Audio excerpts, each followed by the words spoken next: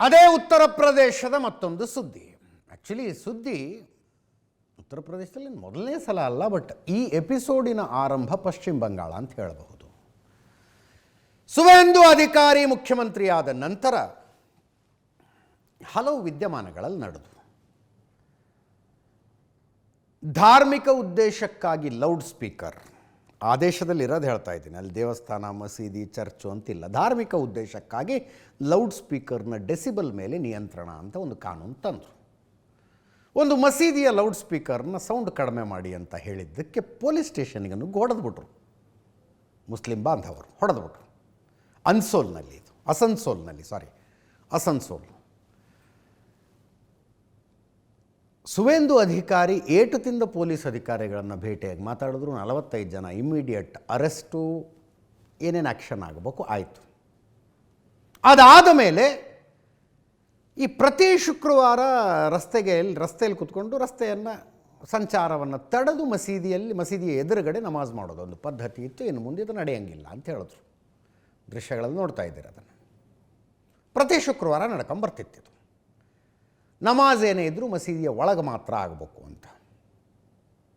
ಅಲ್ಲೊಂದು ರೌಂಡು ಲಾಠಿ ಚಾರ್ಜು, ಬಡದಾಟ ಆಯಿತು. ಈಗ ಸುವೇಂದು ಅಧಿಕಾರಿಯವರ ಆದೇಶ ಸ್ಪಷ್ಟವಾಗಿದೆ. ಹಬ್ಬಗಳ ವಿಷಯ ಬೇರೆ, ಈದ್ ಮಿಲಾದ್ ಇದೆ, ಇನ್ನೊಂದಿದೆ, ಮತ್ತೊಂದಿದೆ. ಸಾರ್ವಜನಿಕ ಮೈದಾನದಲ್ಲಿ ದೊಡ್ಡ ಸಂಖ್ಯೆಯಲ್ಲಿ ಸೇರಿಕೊಂಡು ನಮಾಜ್ ಮಾಡುವ ಪದ್ಧತಿ ಇದೆ, ಅದಾಗಲಿ. ಈ ಶುಕ್ರವಾರ ಎಲ್ಲ ಮಾಡೋದಕ್ಕೆ ಬಿಡೋದಿಲ್ಲ ಅಂತಿದ್ದಾರೆ ಅವರು. ಅಂಥದ್ದೇ ಎಚ್ಚರಿಕೆಯನ್ನು ಉತ್ತರ ಪ್ರದೇಶ ಮುಖ್ಯಮಂತ್ರಿ ಯೋಗಿ ಆದಿತ್ಯನಾಥ್ ಕೊಟ್ಟಿದ್ದಾರೆ. ರಸ್ತೆ ಬ್ಲಾಕ್ ಮಾಡೋಂಗಿಲ್ಲ ನಮಾಜ್ಗೋಸ್ಕರ ಅಂತ. ಇದು ಪ್ರತಿ ಶುಕ್ರವಾರದ ನಮಾಜ್ಗೆ, ಹಬ್ಬ ಹರಿದಿನಗಳದ್ದಲ್ಲ. ಈದ್ ಮಿಲಾದು, ರಂಜಾನು, ಮೊಹರಂ ಅದಕ್ಕಲ್ಲ, ಶುಕ್ರವಾರದ ನಮಾಜ್ಗೆ.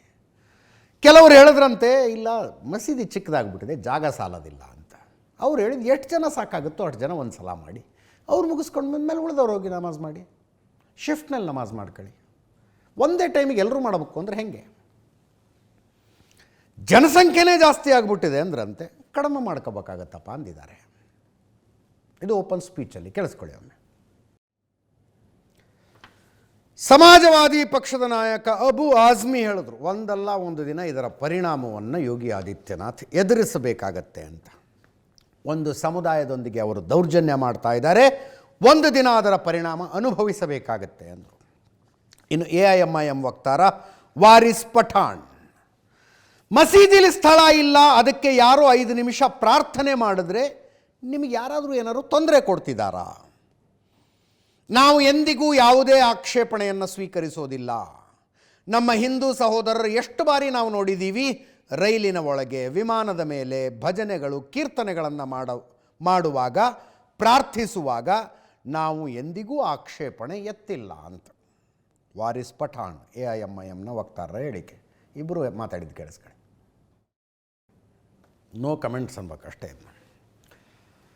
ಮತ್ತೆ ಚೆಕ್ ಮಾಡಿದೆ ನಾನು, ಯಾವತ್ತೂ ಯಾವ ಕಾರಣಕ್ಕೂ ಬೀದಿಯಲ್ಲಿ ಮಾಡಲೇಬಾರದು ಅನ್ನೋ ಥರದ್ದೇನಾದರೂ ಆದೇಶದಲ್ಲಿದೆಯಾ?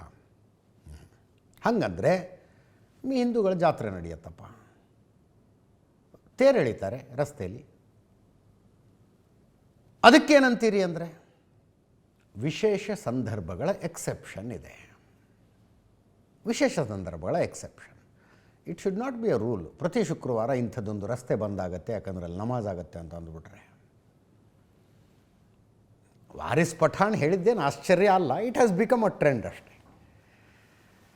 ಹಿಜಾಬ್ಗೆ ಅವಕಾಶ ಕೊಡುವ ಆದೇಶದಲ್ಲಿ ಜನಿವಾರಕ್ಕೂ ಅವಕಾಶ ಕೊಟ್ಟಿದ್ದೀವಲ್ಲ, ಶಿವದಾರಕ್ಕೂ ಅವಕಾಶ ಕೊಟ್ಟಿದ್ದೀವಲ್ಲ. ಜನಿವಾರ ಹಾಕ್ಕೊಂಡು ಹೋಗಬಾರ್ದು, ಶಿವದಾರ ಹಾಕ್ಕೊಂಡು ಹೋಗಬಾರ್ದು, ಯಾವತ್ತು ಕಾನೂನಿನ ತೊಡಕಾಗಿತ್ತದು. ಬಟ್ ಒಂದು ಆಂಟಿಸಿಪೇಟ್ರಿ ಬೇಲ್ ಇದ್ದಂಗಪ್ಪ, ನಿರೀಕ್ಷಣಾ ಜಾಮೀನಿದ್ದಂಗೆ. ಶಿವದಾರಕ್ಕೂ ಕೊಟ್ಟಿದ್ದೀವಿ, ಉಡ್ದಾರಕ್ಕೂ ಕೊಟ್ಟಿದ್ದೀವಿ, ಜನಿವಾರಕ್ಕೂ ಕೊಟ್ಟಿದ್ದೀವಿ ಅಂತ. ಹಾಗೆ ರೈಲಿನಲ್ಲಿ ಕೀರ್ತನೆ ಆಗುವಾಗ ನಾವೇನಾದ್ರು ಅಬ್ಜೆಕ್ಟ್ ಮಾಡ್ತೀವ? It has become a trend.